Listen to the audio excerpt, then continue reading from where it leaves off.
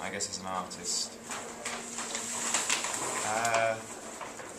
I'd say maybe creative is better because I do my own artwork, which is video installation, interactive work.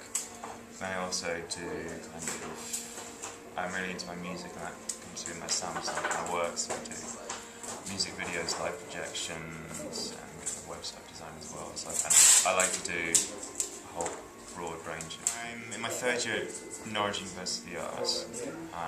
Really enjoying that. Yeah, that's great. So how did you hear about the takeover today? Well, Michaela, she graduated last year. Has been just doing the installation side of it, and she saw this work when it was at Stew Gallery in Norwich, which was the first time it was on show, and it worked. It barely worked. The coding was very messy and it wouldn't load correctly, but she saw it there, and I then kind of built on it, and I got it shown at Tate Liverpool, and then she kind of wanted to, she asked me to have it here. Where else has it been shown? Tate Liverpool, here, and then anywhere else? Or? Yeah, so the Stew Gallery in Norwich, which is a kind of, it's quite a good gallery space for showing off works, and it's big. And then got selected for Tate Liverpool for 2 weeks for the Blueprint Festival, which is in the summertime. And then it was shortlisted for the Space Open Call, it's a kind of digital artwork. They said they were looking for groundbreaking digital artwork, so... So can you explain a bit about the piece? Yeah, I mean the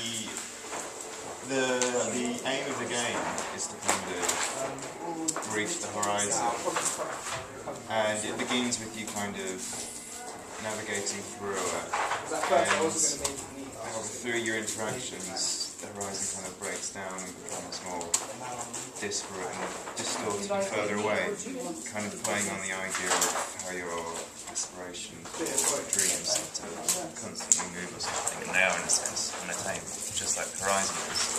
But equally it kind of plays on concepts in video games that they're often you're meant to win, you're meant to complete them, which is a funny idea of making something so it can be completed. So I kind of wanted to make something which isn't stereotypically completed. You can reach the end of it, but you don't have a high score or anything, and you haven't achieved what you were told to do. Have you ever reached the horizon?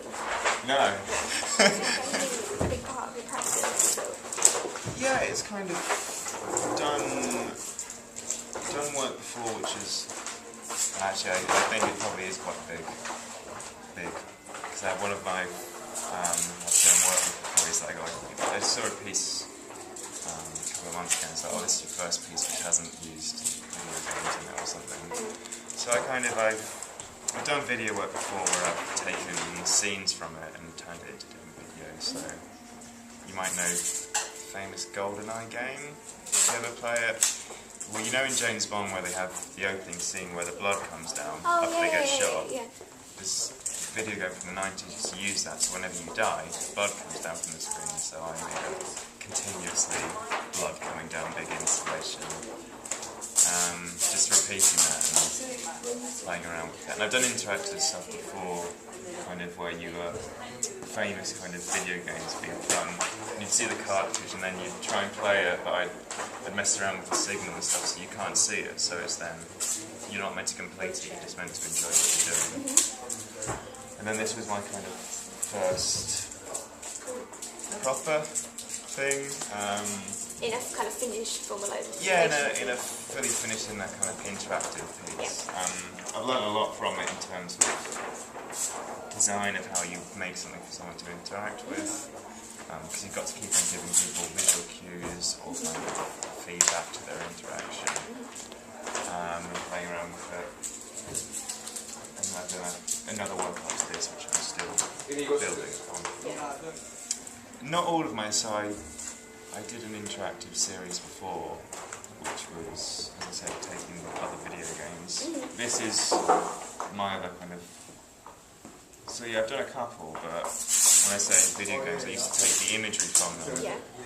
And I guess I was inspired by them from my childhood because growing up in the 90s meant that video games had just become 3D, but they were still quite abstract. So kind of visually what you're seeing is a very weird and crude imagery, which I think, along with kind of abstract painting, then inspired my kind of visual aesthetic.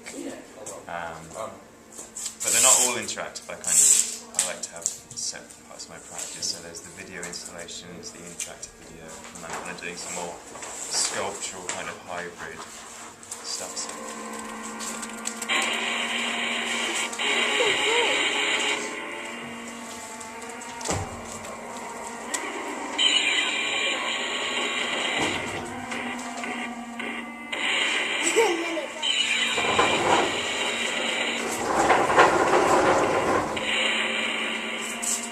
Ta-da!